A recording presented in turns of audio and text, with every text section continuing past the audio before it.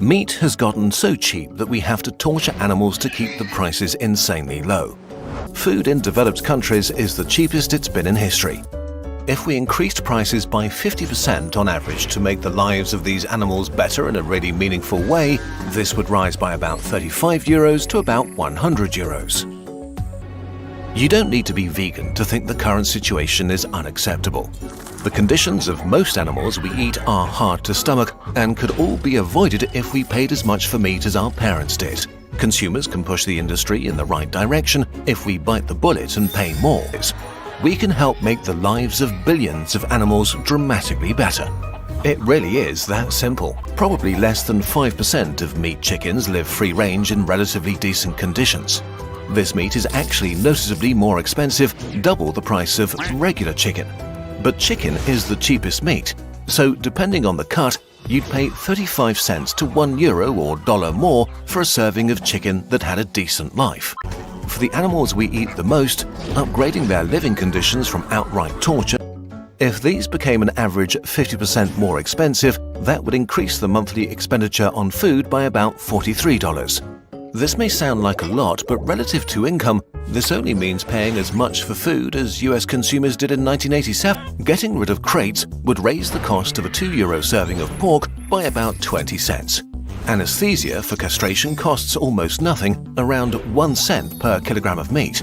And a study in Denmark found that giving pigs more straw and bedding material and 30% more space and other things that are more animal-friendly would increase the price per serving by another 20 cents. Getting rid of crates would raise the cost of a €2 serving of pork by about 20 cents. Anesthesia for castration costs almost nothing, around 1 cent per kilogram of meat. And a study in Denmark found that giving pigs more straw and bedding material and 30% more space and other things that are more animal-friendly would increase the price per serving by another 20 cents. For the animals we eat the most, upgrading their living conditions from outright torture. Pigs. Pigs are basically dogs. They're as intelligent, social and playful as our wolf buddies and make lovable pets. So pigs really feel how they live and arguably have it the worst of all animals we eat. Probably more than 90% of all pigs live in torture camps. Dairy cows do have it much worse.